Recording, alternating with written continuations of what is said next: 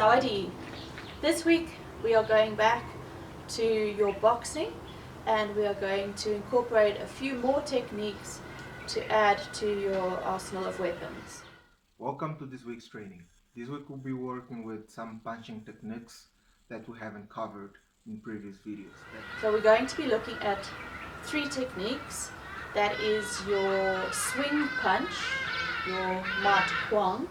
This can also be referred to as an open hook.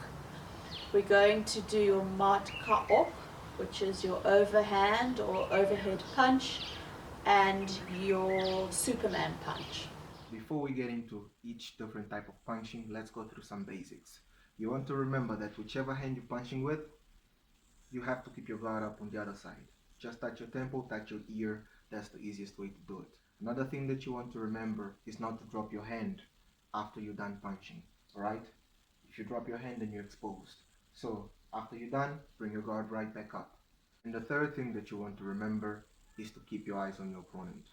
That means that if you're going for a hook punch, you keep your guard up, let your hips turn, let your shoulder go through, but your eyes stay on your opponent, and then of course bring your guard back up. You do not want to turn your head if you punch, because if you can't see what your opponent is doing, then of course you're exposed, and that's no good. The fourth thing that you need to remember is that power comes from your hips. So you need to be turning those hips to get the power into the technique. And the best way to do that is to move your feet. The first thing that we need to remember is that our opponent is not a punching bag. So after we strike, before we strike, we should be ready to defend ourselves. But for training purposes, you can do a defensive move after you deliver the technique, whether it's having your guard up, moving away, or bobbing and weaving. And the last thing to remember is just to breathe out. That alleviates the pressure or the impact on our bodies. These 3 punches have a similar function in that they are used to get around the guard. So whereas your straight punches are going straight ahead, hopefully capitalizing on an opportunity of an open guard, these 3 punches are designed then to go around that guard.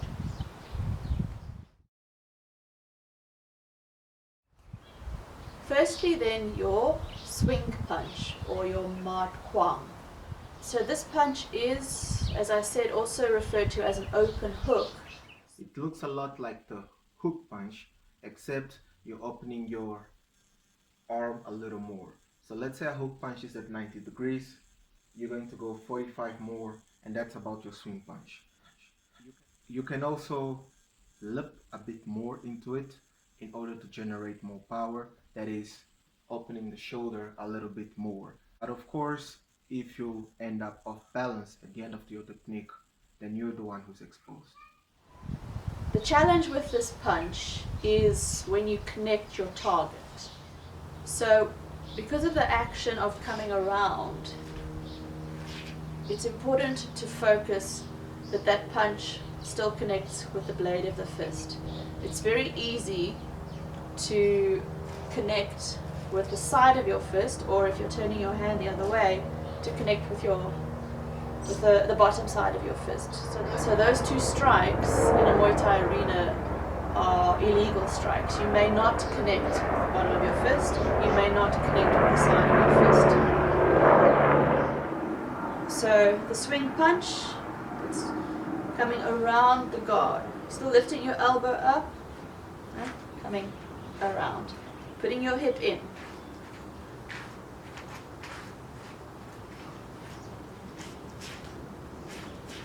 With the swing punch, just like with the hook punch, we're aiming mostly for the temple or the chin.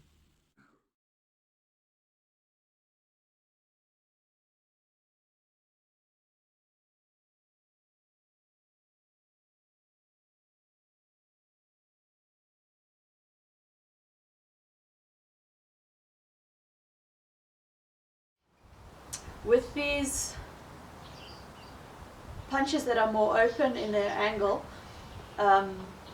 that gives you a little bit extra reach compared to a standard hook, which is quite close. This is a close range hook, whereas with an open hook with the swing punch, Because it's more open, you have a little bit of a longer reach with that punch. However, not as much reach as you have with your straight punches.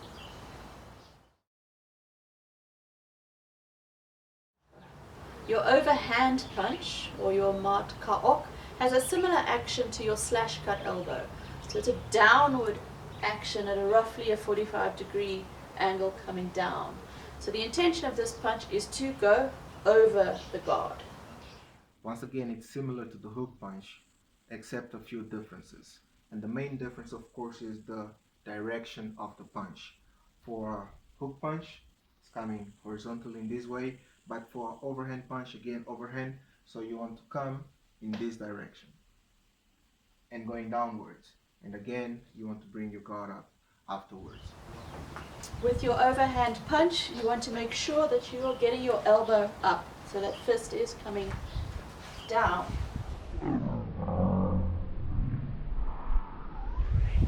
You want the palm of your hand facing you, and optional to drop your weight a little bit behind that punch, just like our soft hit or hitting elbow.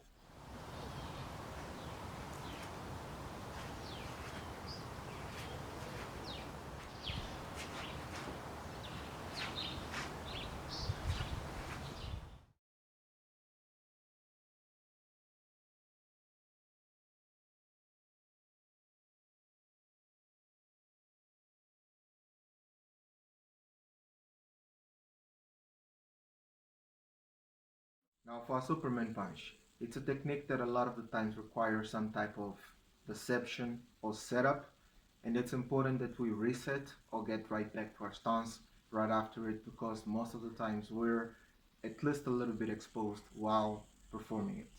Now the way to generate power with this technique while being on air is to use the leg from the same side we're punching with to counterbalance.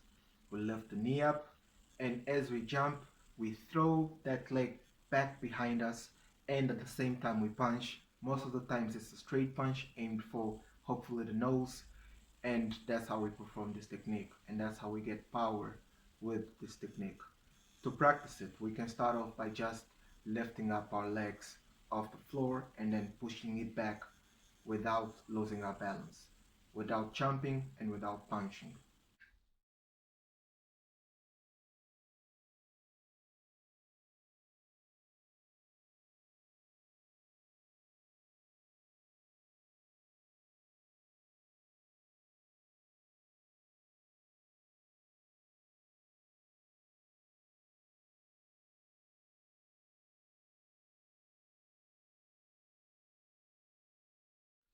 Once we get comfortable with that, we can add the punching onto it.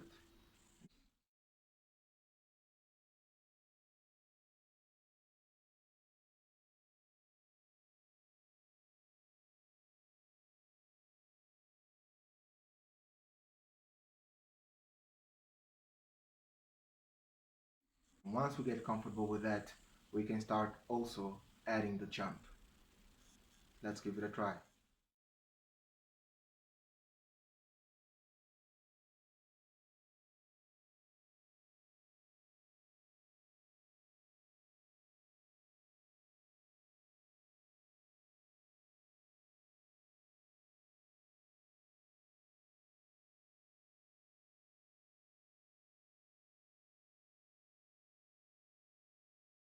Now moving on to our first technique, we're going to do our mat kwang or swinging punch.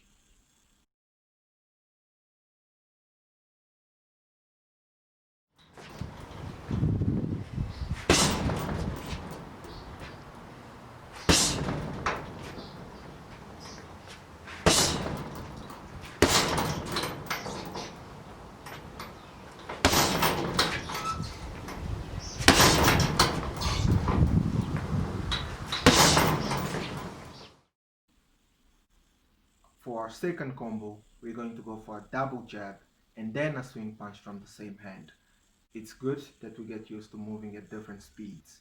That way it's harder for our opponent to predict our movements and to counter us.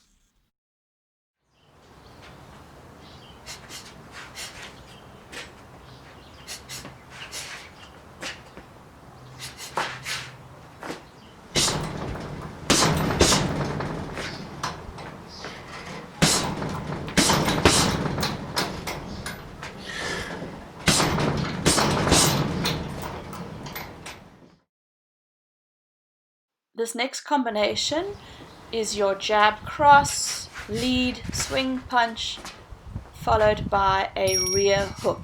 So in this sequence, you want to think about your distance, moving from your longest range straight punches a little bit closer with your swing punch, and again closer with your rear hook. As you do this combination, also think about the differences in the angles of your swing punch of your lead arm and your hook of your rear arm.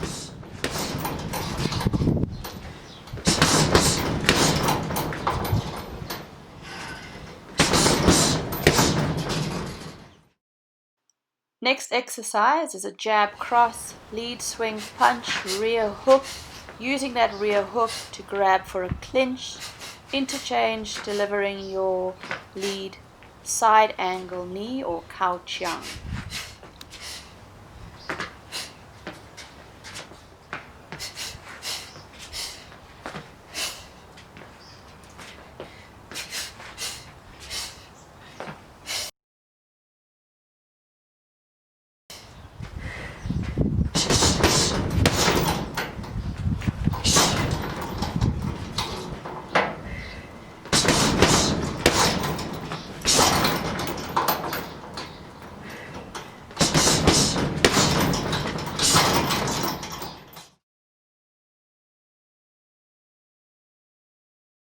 For next combo, we start with a jab cross and then we swing punch as we move closer to our opponent. Now that we've closed the gap, we deliver a right hook, we clinch our opponent, then we deliver a front cow chiang and a back cow drong. That is a front knee at 45 degrees and a back knee going straight.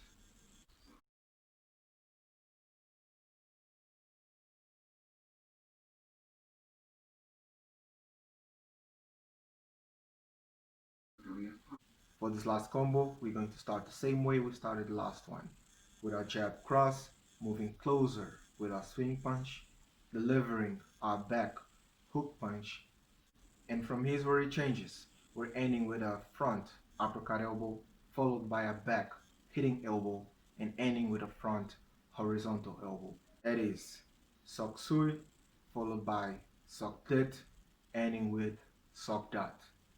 Let's give it a try.